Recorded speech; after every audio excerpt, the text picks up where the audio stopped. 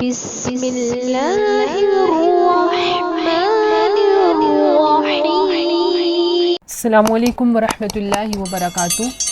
آج کا ہمارا وظیفہ خاص ان لوگوں کے لیے ہے جو چاہتے ہیں کہ اللہ تعالیٰ ان کے تمام گناہ معاف فرما دیں، انہیں جنت عطا فرمائے، ان پر رحمتوں کی بارش برسا دیں، ان کے مال و دولت میں برکت عطا فرمائے، انہیں اولاد نرینہ عطا فرمائے، جسمانی قوت حاصل ہو، ان پر کوئی بھی مصیبت یا پریشانی آنے والی ہو تو وہ ان پر سے ٹل جائے، ہر غم سے نجات ملے، ہر مشکل اور پریشانی سے انہیں چھٹکارا مل جائے، ان کی دعائیں قبول ہوں، انہیں رزق عطا کیا جائے۔ اگر آپ کی ایسی کوئی بھی خواہش ہے، کوئی بھی پریشانی ہے تو یہ وظیفہ آپ کے لیے ہے، اس پر عمل کیجیے گا، انشاءاللہ اللہ تعالیٰ آپ کو اس کی بہت سی برکتیں عطا فرمائیں گے۔ ویڈیو اچھی لگے تو اس کو لائک کیجیے گا، اس ویڈیو کو، اس پیغام کو اپنے دوسرے مسلمان بہن بھائیوں کے ساتھ ضرور شیئر کیجیے گا۔ ہو سکتا ہے کہ وہ بھی کسی مشکل یا پریشانی سے گزر رہے ہوں تو آپ کی وجہ سے ان کی مشکل یا پریشانی حل ہو جائے اور آپ کے لیے یہ صدقہ جاریہ کا کام بنے۔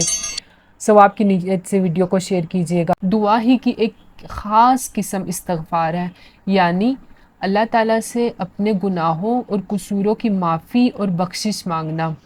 ہر بد سے بدتر گناہ جو حقوق اللہ سے متعلق ہو توبہ اور استغفار سے معاف ہو جاتے ہیں۔ یہ خیال ہمارا بالکل غلط ہے کہ استغفار اور توبہ صرف گناہ گاروں کا ہی کام ہے اور انہی کو اس کی ضرورت ہے، لیکن حقیقت یہ ہے کہ اللہ کے خاص بندے، یہاں تک کہ انبیاء علیہم السلام جو گناہوں سے محفوظ اور معصوم ہوتے ہیں، ان کا حال یہ ہوتا ہے سب کچھ کرنے کے بعد بھی وہ محسوس کرتے تھے کہ اللہ تعالیٰ کی بندگی کا صحیح حق ادا نہیں ہو سکا، اس لیے وہ برابر توبہ استغفار کرتے تھے۔ ہر مسلمان جانتا ہے کہ سرکار دو عالم صلی اللہ علیہ وسلم گناہوں سے بالکل معصوم اور پاک تھے، اس کے باوجود آپ صلی اللہ علیہ وسلم کثرت سے استغفار کا اہتمام کرتے تھے، جیسا کہ اس حدیث سے بھی معلوم ہوتا ہے۔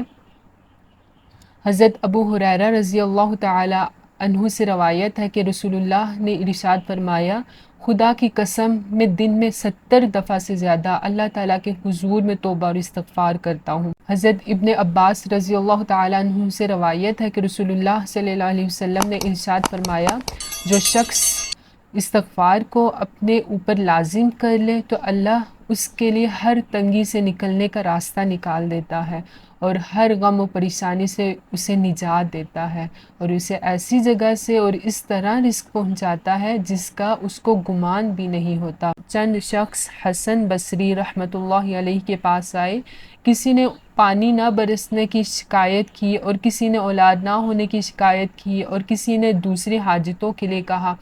آپ نے سب کے جواب میں فرمایا کہ استغفار کرو۔ ایک شخص نے پوچھا کہ حضرت اس کی کیا وجہ ہے کہ آپ نے سب کو استغفار ہی کے لیے فرمایا؟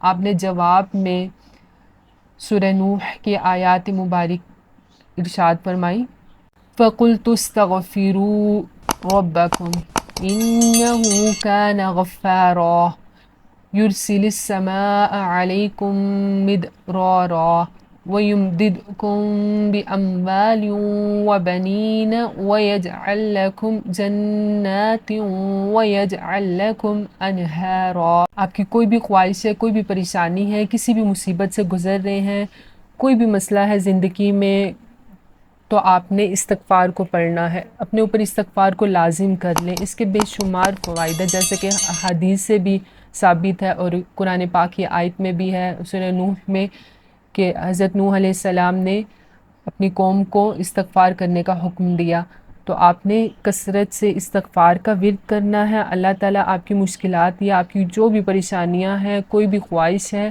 ان کو حل فرما دیں گے۔ جزاک اللہ خیرہ۔